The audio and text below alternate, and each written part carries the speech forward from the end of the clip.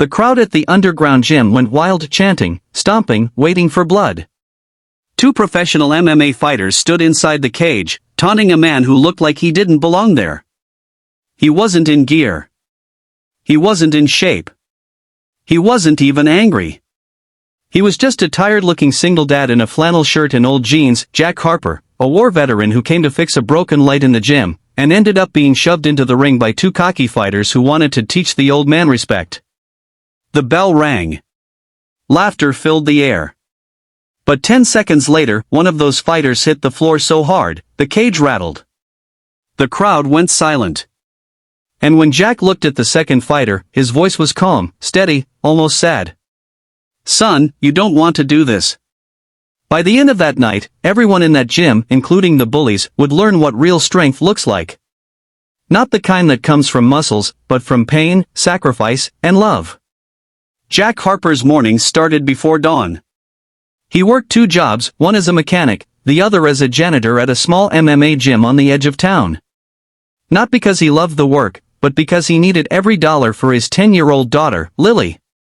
She was his whole world, bright eyes, messy ponytail, the way she ran to the window every evening waiting for him to come home. She didn't know how hard he struggled to keep the lights on, or how many nights he skipped dinner just to save for her school. Jack was a former Marine. A veteran of 2 tours. But when he came home, the war didn't end. It just moved inside him, the nightmares, the guilt, the silence. He never talked about it. He just worked, smiled, and kept going. The MMA gym was his quiet place. He didn't belong to the world of fighters anymore, but fixing the lights, cleaning the mats, and feeling the rhythm of punches hitting pads gave him peace. Most of the fighters respected him, except for two, Trent Titan Miller and Dylan Cross, rising MMA stars known for their arrogance as much as their power. They called him Old Man and Sergeant Mop. Jack ignored them until the day they crossed the line. It was Friday night. The gym was packed for sparring sessions. Jack was replacing a flickering light over the ring when Trent pointed and laughed. "Careful up there, old man. Don't break a hip." Dylan joined in. "Hey Trent, maybe he can teach us some Marine yoga. You know, how to crawl and cry at the same time." The room chuckled. Jack climbed down silently, eyes steady, jaw tight. He started walking away. But then, Trent stepped in front of him, blocking his path. "Come on, show us that tough veteran spirit. Or are you just another broken soldier with a broom?" The gym fell quiet. Jack looked around at young fighters watching, some uncomfortable, some amused. He exhaled slowly. "You boys don't want this." Dylan smirked. "Oh, we do. Let's see what the hero can do. Step in the cage. Just a little friendly spar." Jack shook his head.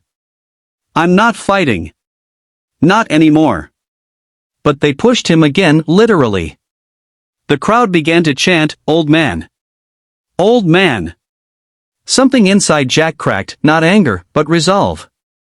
He walked to the locker room, washed his face, and came back wearing nothing but shorts and taped hands.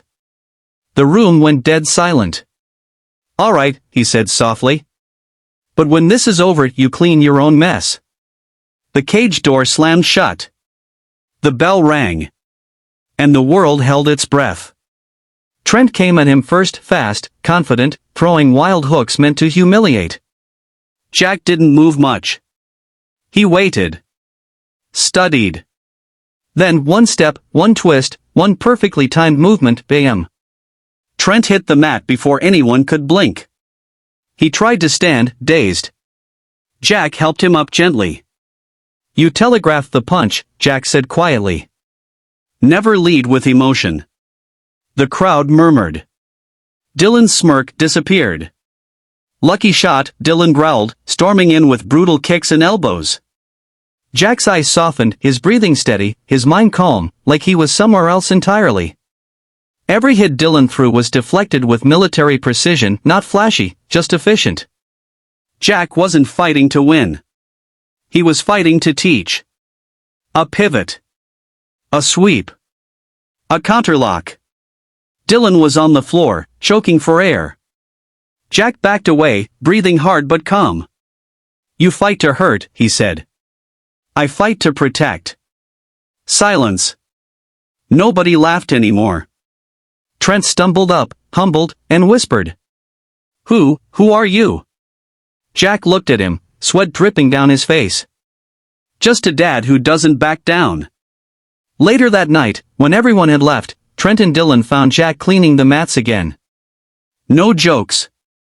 No laughter. Trent looked down, embarrassed. We're sorry, man.